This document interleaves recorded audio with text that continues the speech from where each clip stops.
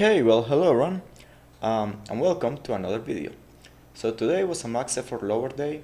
I did max effort deadlifts with 18 kilograms of band tension at the bottom and 34 kilograms of band tension at the top. I got up to 165, and yes, in the 165 I hold the pass for a little bit less than in the previous attempts. But after rewatching the footage, I can tell you that I basically did the entire range of motion, so for all intents and purposes, I'm gonna count that as my max single because I did the entire range of motion, I just didn't hold the pass for as long.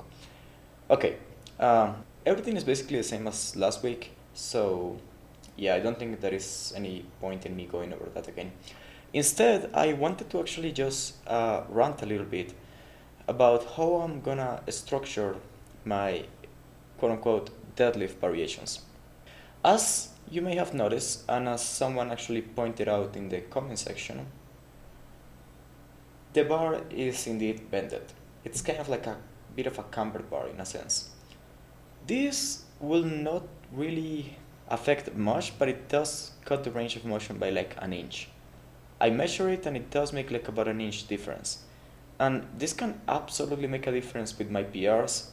You know, if you are shortening the range of motion by an inch, you are changing the joint angles, and it's just not gonna be a fair comparison to myself with my previous progress if I don't try to account for this in a way.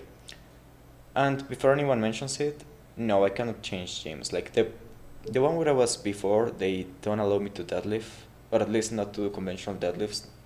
Okay, they do allow me to deadlift, but I cannot like drop the weight. So if I want to keep doing pendlay rows and deadlifts, I need to stay here. This is the best one that I have for that.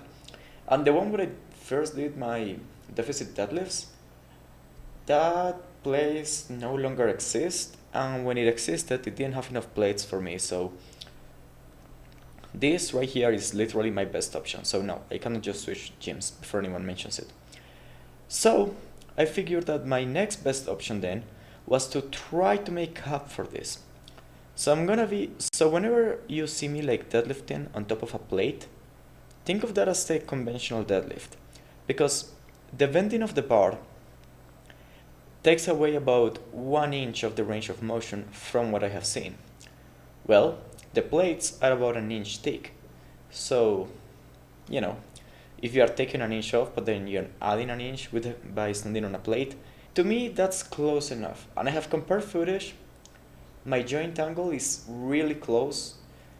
It's obviously not the exact same thing, but like this is what I have, so it's very close when it comes to the joint angle.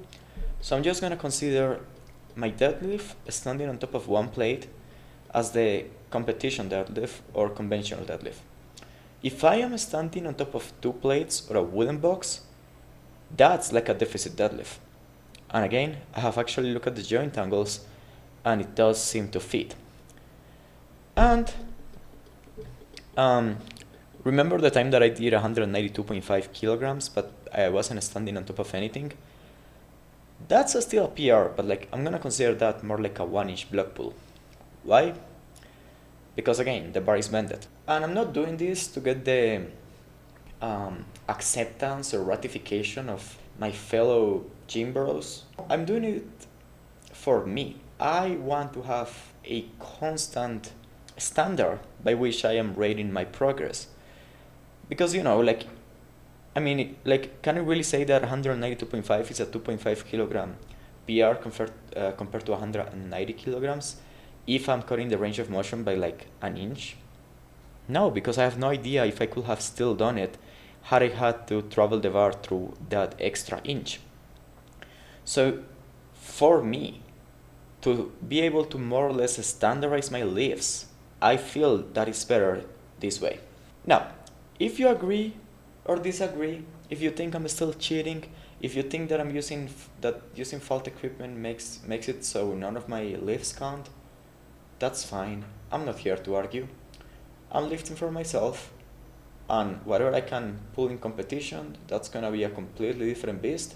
But that's how I'm gonna be treating my deadlifts, in case you're wondering. Now, obviously for the RDLs, this doesn't matter because I'm able to get the full range of motion without having to worry about this. So really this only affects my deadlifts, but like, just so that you keep it in mind, if I'm standing on top of one plate, like I am here, I don't think you can see it. No, you cannot see it. But if I'm standing on top of one plate, think of it as a conventional deadlift. There are some wind boxes that are like 2 inches tall. If I'm standing on top of those, or if I'm standing on top of 2 plates, think of that as a deficit deadlift. And then if I'm pulling from the ground, not standing on anything, think of it as a 1-inch block pull. I've already calculated this, and this is more or less accurate in terms of what I get out of the bending of the bar. But anyways, by all means, any talks of anything that I'm doing, any questions you may have, feel free to leave them in the comment sections down below. And yeah, until next time, I'm out.